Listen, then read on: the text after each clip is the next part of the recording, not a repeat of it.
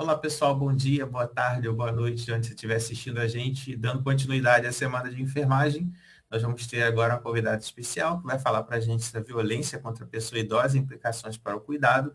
É a professora doutora Maria de Nazaré de Souza Ribeiro. Ela é especialista na área, doutora em ciências e ela é docente da Universidade do Estado do Amazonas, coordenadora do mestrado e doutorado em enfermagem e saúde pública da Universidade Estadual do Amazonas. Muito obrigado, professora, pela sua participação. Nós ficamos muito felizes com a sua contribuição nesse evento. Pode ficar à vontade. Eu que agradeço o convite e já cumprimentando todos que estão assistindo essa palestra, eu diria que é uma conversa com o público que se interessa pelo envelhecimento. O envelhecimento, ele é um dos grandes temas da pauta hoje, do Ministério da Saúde, da Ciência e Tecnologia, dos grandes pesquisadores que buscam respostas para os problemas que hoje o processo de envelhecimento nos tem trazido. E hoje nós vamos falar sobre uma das situações que mais incomodam dentro desse processo de envelhecimento, que é a presença da violência contra a pessoa idosa. E dentro dessa temática, eu pretendo ainda conversar sobre as implicações para o cuidado, as implicações do cuidado para aquele que está dentro de casa e implicações para o cuidado para aquele que cuida em instituições. Então, é uma conversa breve, porém profunda, para que a gente possa ter uma reflexão em torno disso. Todo profissional da área da saúde, ele precisa ter um olhar um pouquinho mais atento para essas situações que acontecem, porque o envelhecimento, ele está presente na nossa sociedade hoje. Cada vez mais nós vamos conviver com pessoas idosas, cada vez mais nós vamos estar diante de situações que nós vamos precisar dar respostas a isso. Quando a gente olha essa imagem, e colocamos aqui como um ciclo de vida, nós vamos começar com uma folha bem verde, bem verdinha. E ao longo do tempo, ela vai amarelando, vai perdendo a cor, vai ficando mais escura e, por fim, ela morre. Esse também é um ciclo de vida parecido com o nosso, né? O ser humano nasce, ele vai crescer, ele vai se desenvolver, vai envelhecer e, por fim, chega ao fim da vida, né? A finitude. Sempre quando a gente fala de vida, quase ninguém gosta de falar de finitude, porque, como diz muitos teólogos, o homem foi feito para viver, né? Que Deus criou o homem para viver, para a vida, e não para a morte. Então, baseado nisso, a gente vai dizer que não está preparado para morrer, está preparado para viver. Tudo que se quer sempre é viver, e viver cada vez mais. Então, quando a gente olha hoje o mapa do envelhecimento no Brasil, podemos observar que houve um crescimento enorme, né, de pessoas idosas. A longevidade, ela está presente hoje na nossa realidade brasileira e que não dá mais para fechar os olhos para isso. As pessoas estão vivendo e vivendo mais. Quando a gente olha esse gráfico, por exemplo, se percebe que acima dos 60 anos de idade, houve um crescimento bastante grande dentro dessa pirâmide que antes ela era muito afunilada na parte superior e na base ela era bem alargada. Então, nós estamos tendo aqui um alargamento um pouco maior no ápice dessa pirâmide. Isso nós chamamos de um tsunami grisalho que tem acontecido no Brasil. Isso tem acontecido no mundo todo, mas o Brasil, que é a nossa casa, nós vamos falar dele, né, e vamos dizer que essa é uma realidade que precisamos estar preparados para enxergar, para atender, né, e para conduzir a problemática que vier a partir dessa situação do envelhecimento. Então, hoje nós temos 15% da população brasileira que é idosa, e corresponde a 32 milhões de pessoas hoje no Brasil. Então, é nessa faixa de 60 a 100 anos. Considerando que pessoa idosa é considerada no Brasil acima de 60 anos em países que são de primeiro mundo, países desenvolvidos, é a partir de 65 anos, mas ainda vivemos a realidade do envelhecimento a partir dos 60 anos de idade. Então, esse público nosso, acima de 60, hoje, no último censo, né, de 2022, foram 32 milhões de pessoas que apareceram no censo. E a faixa etária de 80 anos ou mais é aquela faixa que apresenta maior número de situações de dependência, de fragilidade. Ela é composta por 4,5 milhões de brasileiros, 2,23% da população. Mas isso tende a mudar, né? Em 2050, ou seja, metade desse século, nós iremos para 30,9 milhões, ou seja, quase 31 milhões de pessoas na faixa de 60 a 69 anos, que a gente chama de idoso jovem, né? De 60 a 69 anos. Mas, quando nós estivermos em 2100, nós viraremos isso, né? O número de pessoas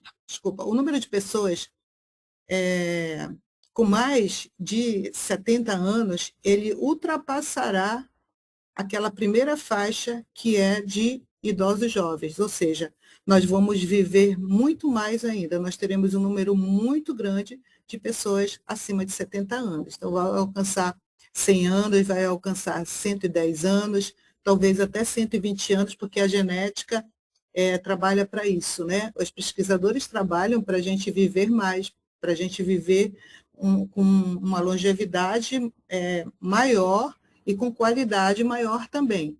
Então, isso propicia uma longevidade bem além daquilo que a gente previa anteriormente. A média do brasileiro hoje está em torno de 76, 78 anos, né, de vida, mas nós estamos vendo que cada vez mais ela tem aumentado, e isso vai levar a esse tsunami grisalho, né, na metade do século, no 2050 e ainda 2100, uma população acima dos 70 anos muito maior do que aquele idoso jovem. E aí eu pergunto, será que o Brasil está preparado para tudo isso? Será que o Brasil está se preparando para abarcar essa população? Há 2 décadas atrás, há 3 décadas mais ou menos, nós tivemos uma previsão de que o Brasil, no ano de 2025, ele seria o 6º país que teria o maior número de idosos no mundo. Nós estamos em 2026, nós alcançamos esse número e o Brasil não se preparou para abarcar essa população. Quem são nossos idosos hoje? Qual é o perfil demográfico do idoso brasileiro, né? Aquele que tem mais de 60 anos? Bom, na maioria são mulheres. A renda média do homem continua sendo maior do que dessas mulheres. Eu estou falando da pessoa idosa, tá? A maioria da renda do homem idoso é maior do que a renda da mulher idosa, tanto a renda individual quanto a renda familiar. Mas 26% desses idosos ainda trabalham, né? São economicamente ativos, eles ainda trabalham. Muitas das vezes essa renda do trabalho, ela é para complementar a aposentadoria ou o benefício que recebe. Onde moram esses idosos, né? A maioria mora na cidade, muita gente migrou do campo. E no processo de envelhecimento se necessita mais de instituições de saúde. Então, nas cidades grandes, a estrutura é melhor para a vivência de uma pessoa idosa. Então, 78% eles migram, que estão no campo, eles vão para a cidade, então a gente tem uma concentração maior na cidade hoje. 50% são casados, 95% têm filhos, 64% estudaram somente até o ensino fundamental, 25% ainda trabalham e 84% possuem casa própria, que é um bom sinal, né? Porque morar de aluguel a vida inteira, a gente verifica que diminui a qualidade de vida. 50% são chefes de família, mas 63% dos homens é que ocupam essa posição, né? 63%, ou seja, os homens ocupam a posição de chefe de família mais do que as mulheres. E sobre a percepção sobre o seu próprio envelhecimento, 50% dos idosos dizem que não se sentem idosos. E isso a gente percebe muito quando está se conversando com uma pessoa idosa, que ela fala, quando eu envelhecer, e isso é muito presente nas falas ainda. Às vezes eu vejo pessoas idosas com 70 anos e eles falam, quando eu envelhecer, eu gostaria de tal coisa e tal coisa. Então, isso é muito claro, as pessoas não se percebem idosos. Acredito que viver o presente é mais importante que se preocupar com o futuro, e isso é bom, né?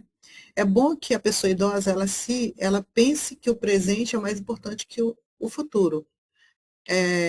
Isso, na verdade, deveria ser uma tônica nossa do dia a dia, mas com responsabilidades, né? 55% enxergam muitas possibilidades quando pensam no futuro. Deixar de pensar no futuro também pode ser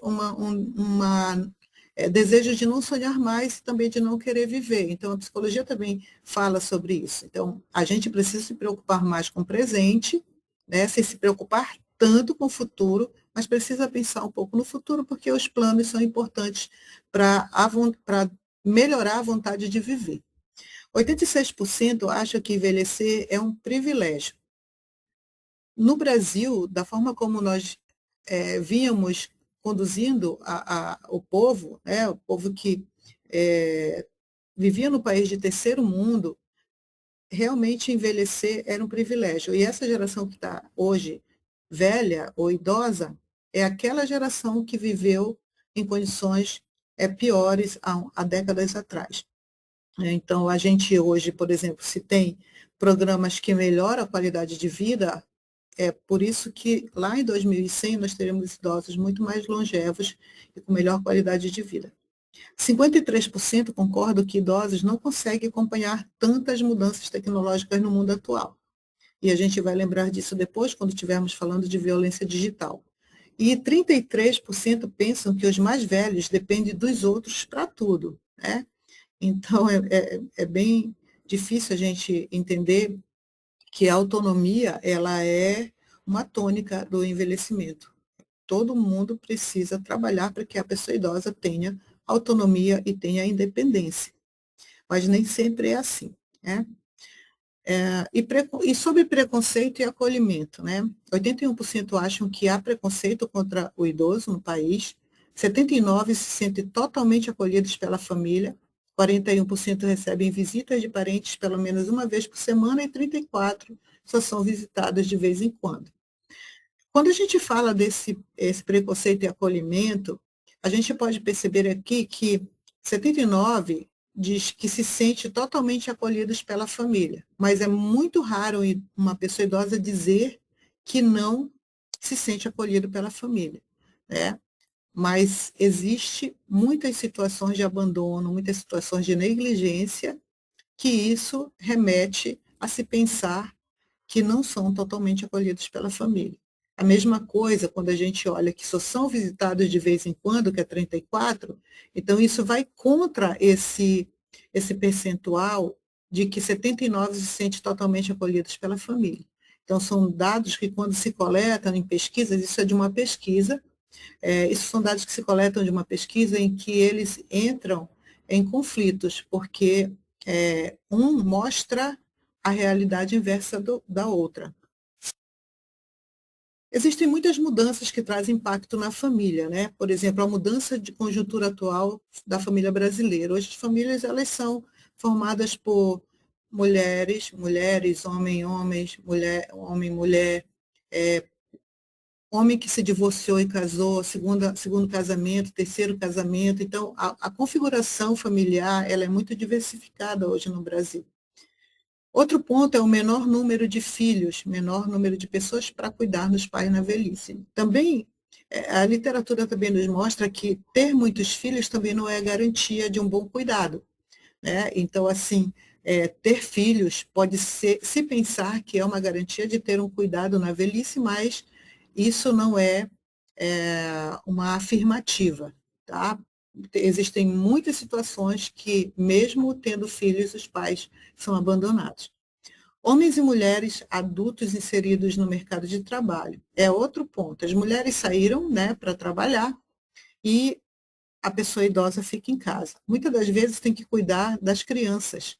Se torna uma funcionária da casa, né, no cuidado com as crianças e no cuidado com a casa. Migração dos jovens para outras regiões em busca de trabalho, deixando os pais idosos nas terras natais. Então, isso faz parte da vida das pessoas que vivem no campo, ainda vivem no interior. Então, as pessoas envelhecem lá praticamente sozinhas. Divórcios, como a gente falou, então as separações elas levam a isolamentos, né, a menos cuidados e a brigas familiares. Diminuição do poder aquisitivo, né, e a gente vai vendo que a inflação come praticamente o dinheiro que o idoso recebe.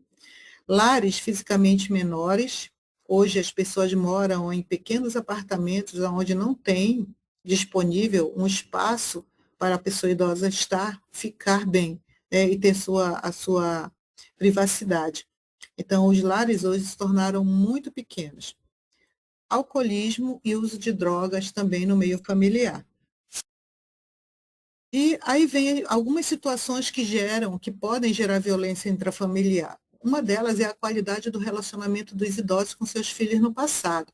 Então, pais que foram agressivos com seus filhos, né, que machucavam, que, mesmo com palavras ou fisicamente, esses filhos, eles tendem a retribuir, muitas das vezes, essa situação no futuro, ou não querendo assumir, ou se comprometendo com o cuidado da pessoa idosa, abandonando muitas das vezes, ou rejeitando, ou mesmo se cuidando, vai cuidando mal, né, cuidando com violência.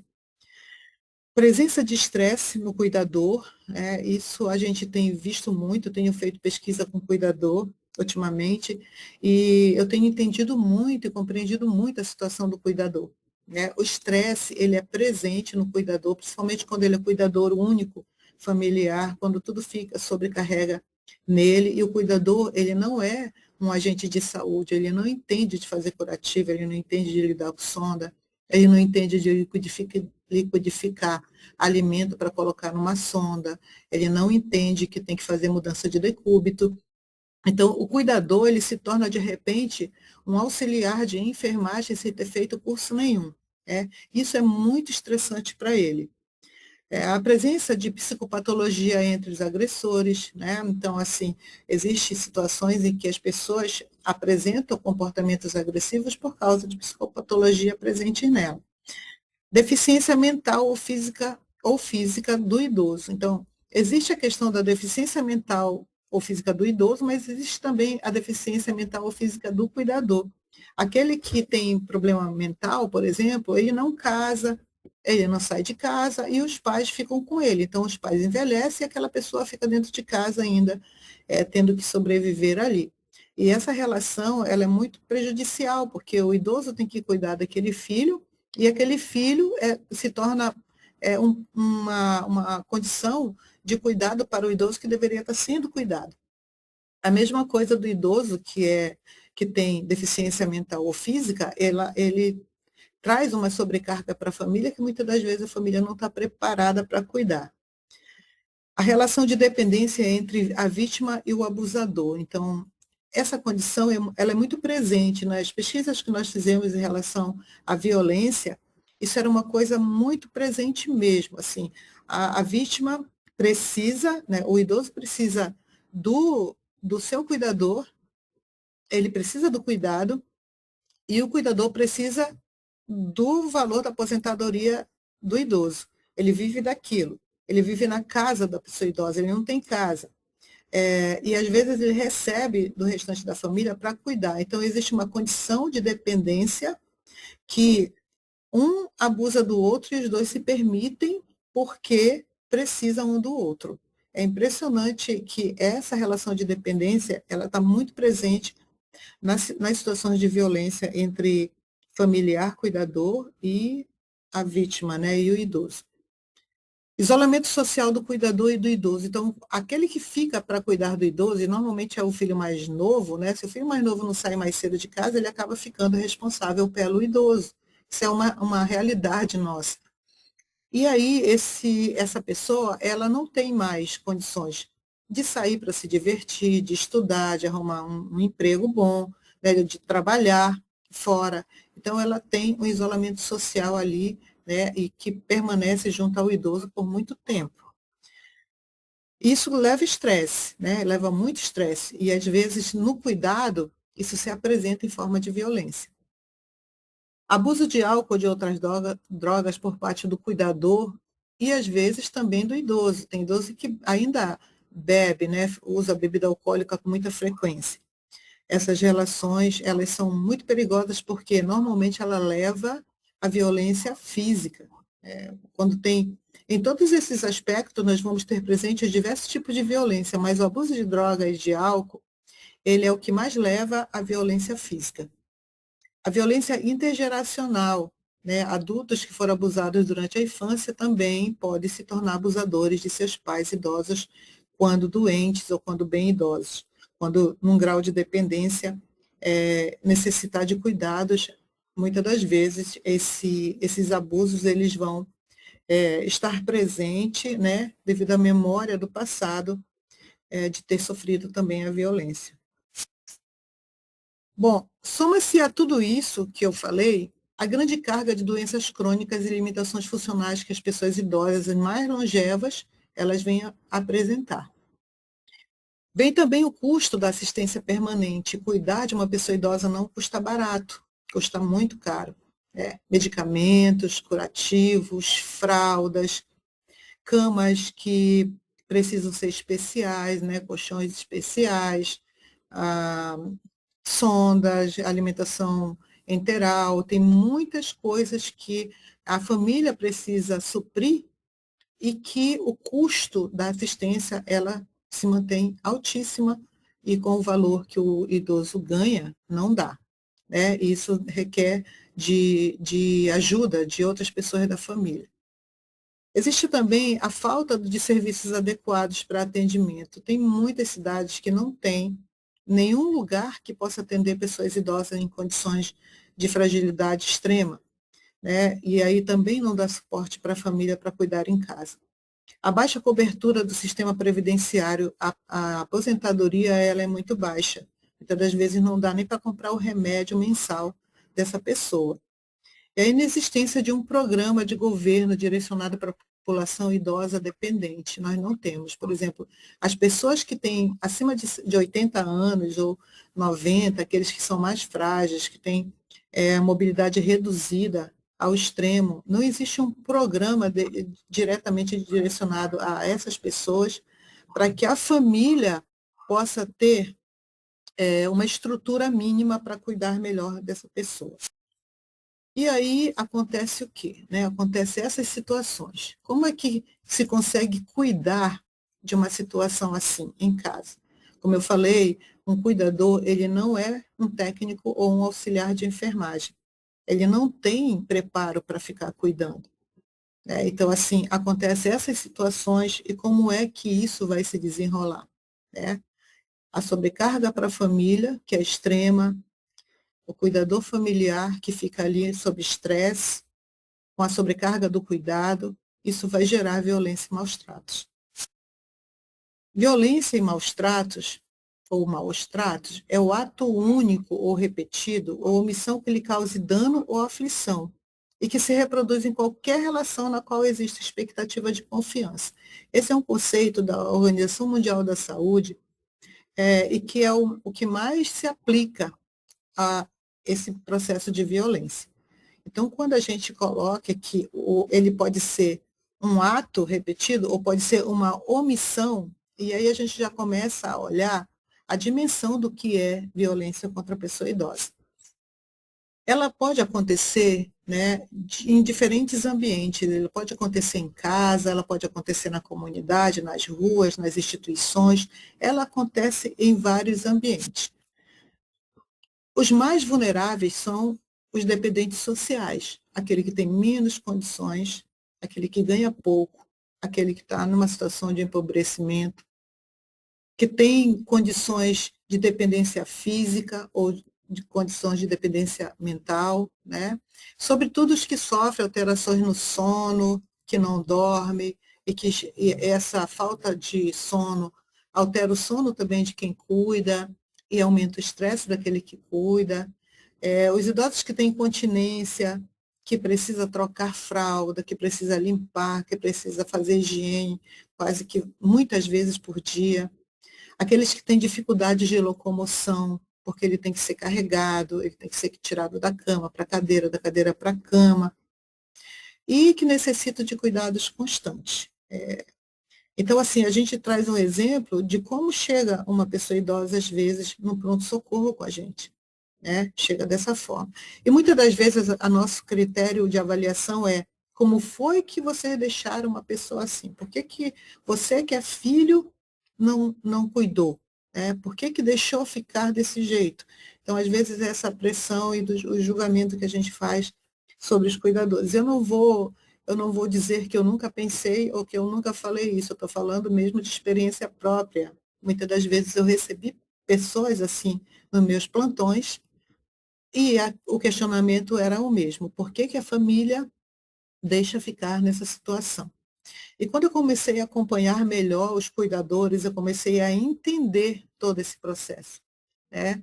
Não é culpa de um, culpa de outro. É uma situação que se estende além do querer cuidar, além do que você tem para dar em termos de cuidado para a pessoa. Existem vários tipos de violência, né? Eu trouxe aqui algumas para que vocês possam começar a identificar. A violência física. Quando se fala em violência, a maioria das vezes o que se pensa é da violência física, né? É a força física para compelir os idosos a fazer o que não desejam para feri-los, provocar dor, incapacidade ou morte. Então, quando a gente pensa na violência física, logo vê um hematoma, logo vê um osso quebrado, né? Vai ver algo mais que tenha um sinal mais evidente. E essa é a violência que mais choca. Embora existam muitas outras violências que, se não cuidada, ela vai levar para a violência física. A próxima é a violência psicológica. Né? Ela corresponde a agressões verbais, gestuais, com o objetivo de aterrorizar, humilhar, restringir a liberdade ou isolar do convívio social. A próxima violência é a violência sexual. É uma violência que ninguém fala sobre. Eu fiz há 2 anos uma pesquisa sobre violência sexual e eu me senti assim, estarrecida com os resultados dessa violência. Então, é uma violência que quase ninguém diz, ninguém fala, porque pensa que a pessoa idosa não tem mais desejo sexual, então isso parece que some da vida da pessoa idosa. Mas existem pessoas idosas que são abusadas sexualmente, né? Então, a violência sexual ela refere-se ao ato ou jogo sexual de caráter homo ou heterorrelacional, utilizando pessoas idosas. Esses abusos visam a obter excitação, relação sexual ou práticas eróticas por meio de aliciamento, violência física ou ameaças. Então, às vezes, a pessoa idosa, ela fica exposta a essas situações sem ela querer. Então, a gente, em outro momento, pode até conversar melhor sobre esses aspectos da violência sexual, que é uma violência muito pouco falada, comentada, pesquisada e conversada. Né? É muito difícil para a pessoa idosa falar sobre violência sexual. Abandono. É uma violência que se manifesta pela ausência ou deserção dos responsáveis governamentais, institucionais ou familiares de prestarem socorro a uma pessoa idosa que necessite de proteção e assistência. E aí a gente anda pela cidade, a gente vê um monte de gente embaixo dos viadutos, nas calçadas, pessoas idosas. Pessoas idosas que estão ali, que foram expulsas de sua casa, que foram colocadas na rua, ou que foram por conta própria por não ter ninguém para cuidar em casa. Ou pessoas que foram mais jovens e que envelheceram na rua. Então, a gente tem um país que manifesta a presença da violência no rosto de uma pessoa idosa nas ruas das cidades. A gente olha e enxerga isso muito visivelmente. Negligência, ela refere-se à recusa ou à omissão de cuidados devidos e necessários aos idosos por parte dos responsáveis familiares ou institucionais, né? Quando a gente fala de negligência, a gente fala, aquela figura que eu mostrei ainda há pouco, se acusa os familiares de deixar chegar naquela situação. Mas existe a culpa institucional, né? Existem instituições que deveriam dar suporte e que não dão. E tem instituições que não existem, tem cidades que não têm nada para que a família possa procurar ajuda para cuidar da pessoa idosa. Então, isso é negligência. Violência financeira ou econômica, ela consiste na exploração imprópria ou ilegal ou uso não consentido pela pessoa idosa de seus recursos financeiros e patrimoniais. Olha, essa é a violência que mais aparece nas estatísticas, né? A violência psicológica e a violência financeira são as que mais aparecem nas estatísticas. A violência financeira, ela é muito presente porque o idoso, muitas das vezes, ele acaba sendo o provedor da família. Então, o cartão do benefício, o cartão do banco, ele é entregue para um membro da família que acaba administrando, acaba fazendo empréstimo, acaba comprando coisas que não deveria. E essa pessoa fica sem dinheiro para levar sua vida durante o mês, né? Compromete a renda do idoso, sendo que ele precisa, além daquela renda que receberia mensalmente.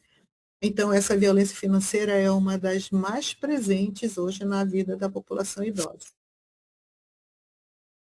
Autonegligência, ela diz respeito à conduta da pessoa idosa que ameaça a sua própria saúde e segurança. Então, nesse caso, por exemplo, é um idoso que se recusa a comer, a tomar banho, a tomar seu remédio. Então, é uma autonegligência. E aí vem a vontade de querer morrer, né? Vai para o processo de depressão e depois para o processo de desejo de morte. A autonegligência muitas das vezes nem é percebido como autonegligência, né? Só diz assim, a pessoa está está sendo rebelde, né? Está com rebeldia, não quer tomar banho, não quer pentear cabelo, não quer. E é algo que precisa ser olhado. É uma violência consigo mesmo. Então, isso está somente mascarando situações de tristeza, de desânimo da vida, de uma série de problemas psicológicos que poderiam se dar suporte para essa pessoa e ela recuperar e melhorar. A violência medicamentosa é aquela em que os familiares, cuidadores, profissionais não levam a sério a prescrição, a medicação que é preciso fazer. Por exemplo, em uma consulta, digamos, com um clínico geral, essa pessoa acaba recebendo uma receita com 2 medicamentos. Vai no cardiologista, ela recebe uma receita com 4 medicamentos. Vai no endócrino, ela recebe uma receita com 5 medicamentos. E tudo vai se juntando, acabando de fazer um catatal de remédios que a pessoa tem que tomar de várias em várias horas durante o dia, para o resto da vida. E a pessoa se banana toda quando vai tomar. E muitas das vezes não existe um cuidador para organizar essa medicação. Não existe uma pessoa que vá ajudar nessa administração desse medicamento, né? Então, isso além de ser uma negligência, é uma violência medicamentosa. Existe também a situação, nesse caso, em que o medicamento ele é dado de uma vez só para não ter que se dar de novo no outro horário. Há uma superdosagem de uma vez só. Ou diminuindo a dose, né? Vou dar agora de manhã e não precisa mais tomar à noite, não, né? E assim vai. Então, isso é uma violência medicamentosa.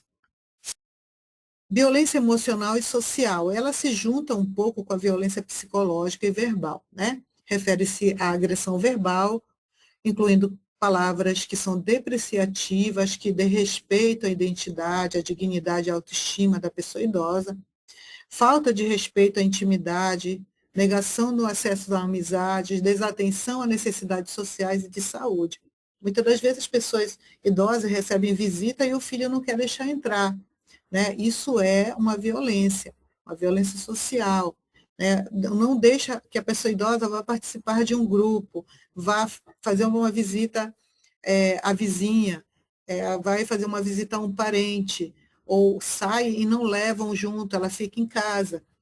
Então, essa é uma situação que a gente também não enxerga como violência no cotidiano, mas ela é uma violência emocional e social.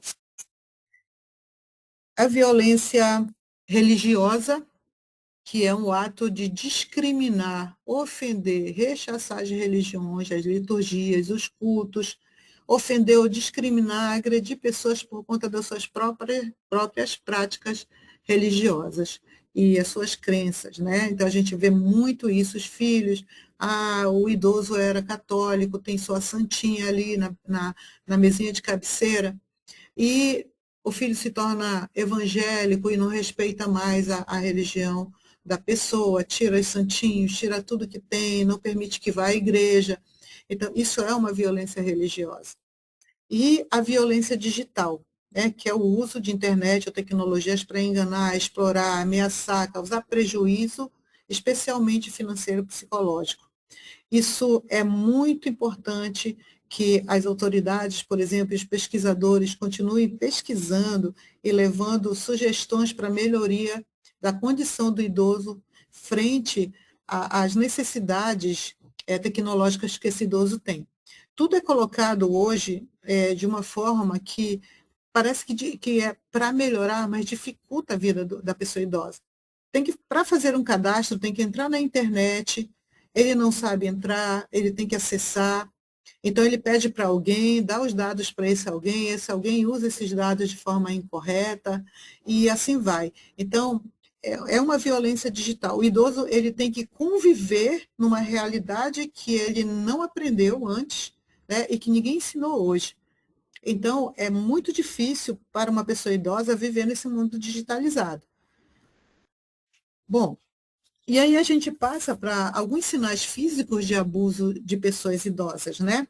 Quando você estiver numa unidade de saúde, ou então você que é vizinho de alguém que é idoso ou tem um idoso em casa, é importante a gente observar sinais físicos de abuso.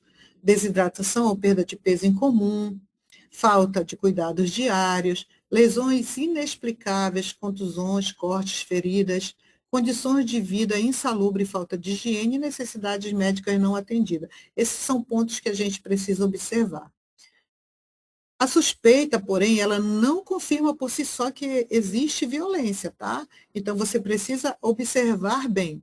O que você vai observar na pessoa idosa? Você vai observar se ela se limita na fala, né? Se ela também se queixa demais, se ela tenta chamar a atenção pelo olhar, pelos gestos, porque pela fala, muitas das vezes, com a presença do cuidador, ela não vai falar. Então, é preciso, muitas das vezes, ouvir a pessoa idosa de modo sozinha, né? De forma privativa, para que o acompanhante não esteja e limite a fala dessa pessoa. Então, tem que estar muito atenta. E aqueles sinais que foi colocado, nós precisamos dar uma olhada sempre neles. E com relação ao cuidador, ao possível agressor, se olha sempre a forma de falar, a forma de calar o idoso. Quando você pergunta para a pessoa idosa o que está sentindo, o que aconteceu, aí o cuidador já vai na frente, não espera que ele fale.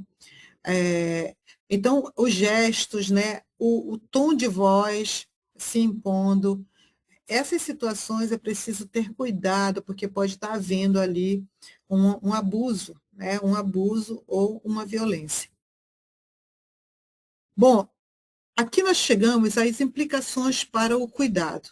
No cuidado domiciliar, nós precisamos fazer uma identificação precoce. Então, observar sinais físicos, emocionais e comportamentais, como lesões recorrentes, medo, tristeza, isolamento e mudança súbita de comportamento.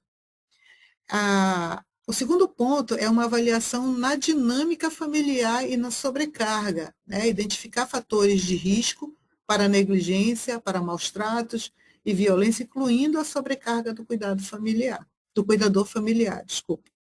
Então, esse cuidador, ele precisa ser olhado, mas ele tem que ser olhado não como um possível abusador ou agressor de forma voluntária, daquilo que quer ser um abusador, ou que pratica essa violência, né? Precisa ser olhado com o cuidado de talvez ele não ter o suporte suficiente, de estar no limite do estresse e que precisa de ajuda também. Educação em saúde. Orientar os familiares e cuidadores sobre práticas seguras de cuidado, manejo do estresse, comunicação e respeito à autonomia do idoso. Fortalecimento do vínculo e da rede de apoio. Isso é importantíssimo, isso evita tanta coisa, gente. Estimular a participação de outros familiares, de vizinhos, serviços comunitários, reduzindo o isolamento e promovendo suporte. E monitoramento contínuo pela atenção primária, que é as visitas domiciliares, tão importante, né? Ter a equipe em casa, de vez em quando, é importante para que se evite que a violência ela seja perpetuada, que você consiga interferir nesse processo enquanto há tempo. E, por fim, o encaminhamento para a rede de proteção. Mas existem muitas pessoas, profissionais de saúde, que desconhecem completamente a rede de proteção. Então, como é que se vai encaminhar para uma rede de proteção se você não conhece a rede de proteção da sua cidade? Então, é preciso que você conheça para quem vai encaminhar cada caso que você encontrar, caso de suspeita, né? E as implicações para o cuidado, no cuidado institucional. Tem que haver acolhimento qualificado e escuta sensível, garantir a privacidade dessa pessoa para que ela possa falar. Você tem que garantir o respeito a ela, né? Tem que colocá-la em um ambiente seguro para que ela possa relatar o que está acontecendo. Capacitação das equipes de saúde, então a equipe precisa estar preparada para reconhecer diferentes tipos de violência, né, e como agir nos casos que forem identificados. Notificação compulsória, notificar casos suspeitos ou confirmados, ela não é denúncia, ela é uma garantia de direitos. Então, é preciso notificar. Atuação interdisciplinar, então, o trabalho integrado da enfermagem, da medicina, do serviço social, psicologia e todos os demais profissionais é muito importante. Articulação com a rede intersetorial. Como eu disse, se você não conhece a rede, fica difícil se fazer um trabalho bom. Então, é preciso integrar, né, com a assistência social, com os conselhos, com o conselho tutelar, com o Ministério Público, com a Defensoria Pública, com a polícia, com a delegacia do idoso. Então, com toda essa rede, você precisa ter articulação. Elaboração de plano de cuidado individualizado, então aí você vai considerar as condições clínicas de cada um, as condições cognitivas, emocionais, sociais, para poder fazer um plano de cuidado. Nada é igual, cada um é cada um. A gente não consegue fazer um plano de cuidado que jogue para todo mundo a mesma coisa. Tá? É preciso olhar cada caso para poder se elaborar um plano de cuidado. Promoção de segurança do paciente idoso, prevenir revitimização, garantir sigilo, respeito, autonomia e um ambiente seguro dentro dos serviços de saúde para essa pessoa. Bom, existem fatores, né, de prevenção para os maus tratos à pessoa idosa. Por exemplo, fortalecimento de vínculo entre pais, filhos e netos. É preciso fortalecer isso. É preciso que netos, bisnetos aprendam o respeito pela pessoa idosa. E não só dentro de casa, fora de casa também. Nós vamos ver hoje que muitos netos e bisnetos não têm o respeito com as pessoas idosas. Hoje é muito, muito visto isso. É preciso a gente alimentar esse processo de respeito. Respeito à autonomia, à dignidade e às escolhas da pessoa idosa. Se ele quer ir a uma festa dançar, se ele quer vestir uma roupa, se quer namorar. Então, existe um respeito que a gente precisa ter. Tá? Informação, educação e acesso a serviços de apoio. Isso ajuda. Mas como é que o idoso vai saber aonde ele precisa ir? Então, isso tem que ser informado. Apoio à família e ao cuidador, isso é essencial. Se a família não tem apoio, se o cuidador não tem apoio, pode contar que, num momento ou outro, vai haver algum tipo de violência daquelas que nós colocamos há pouco. E a garantia de direitos e participação social da pessoa idosa. Ela precisa ser sujeito da sociedade e não objeto. A pessoa idosa, ela tem muita coisa a dar, ela tem muita coisa a fazer ainda, né? Não acabou a vida. Então, ela precisa ter garantia de direitos, de autonomia e de independência. É muito importante que os profissionais de saúde, eles façam notificação compulsória de violências interpessoais autoprovocadas no âmbito da saúde. E essa notificação, como eu falei há pouco, ela não é denúncia, mas é um instrumento de garantia de direitos. Por isso, a ficha de notificação ela é um instrumento disparador da linha de cuidado às pessoas em situação de violência. A gente precisa saber usá-la, preenchê-la, e da gestão das instituições precisa treinar os seus funcionários a preencher essa ficha, a usar essa ficha. Então, a gente chega de novo àquela fotografia inicial, né, do ciclo da vida. Então, começamos aqui novamente a falar o ciclo da vida, começa bem verdinho uma folha, vai amarelando, vai escurecendo e, por fim, ela morre. Na vida também é assim, nós envelhecemos, nós vivemos esse ciclo, todos nós, né? E que bom que a gente consegue envelhecer, porque senão a gente morreria aqui na folha amarela, ou na folha que está amarelando, ou numa folha que ainda começou a escurecer. Que bom é que a gente vai chegando até mesmo o corpo não aguentar mais. Então, isso é um ciclo da vida. Mas eu diria para vocês assim, eu tenho uma nota de R$ 100 aqui, ela está novinha, bonita, né, limpa. Eu diria, quem quer essa nota de R$ 100? Vocês diriam, eu quero. E quem é que não vai querer? Né? Ela vale R$ 100. Ela vale R$ 100. E se eu disser para vocês, então eu troco, eu te dou essa cédula de R$ 100 que está um pouco amarelada, ela está suja, você quer? A pessoa vai dizer, claro que eu quero, porque ela continua valendo R$ 100. Ela tem o mesmo valor que a outra nota. E se eu disser, olha, então eu posso te dar uma nota toda amassada, ela está suja, está amassada, e você quer? Eu quero, porque se eu vou desamassar, eu vou tirar bem esse amassado, tentar tirar um pouquinho esse amarelado, e aí ela vai continuar valendo R$ 100. Ela vale a mesma coisa que a nota inicial. E aí eu pego, ainda rasgo essa nota de R$ 100, digo, se você quer essa nota ainda? Ele vai dizer, claro, eu vou desamassar, eu vou emendar ali, eu vou colocar uma cola e ela vai valer R$ 100. Eu vou conseguir comprar muita coisa com ele, com essa nota ainda.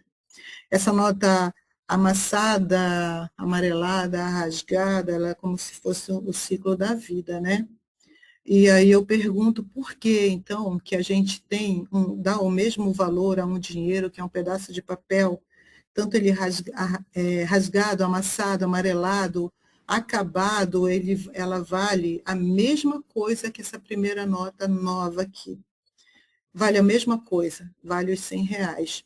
O valor que a gente dá, muitas das vezes, para uma coisa material, ela é muito superior ao valor que a gente dá à pessoa, alguém que tem vida ainda presente.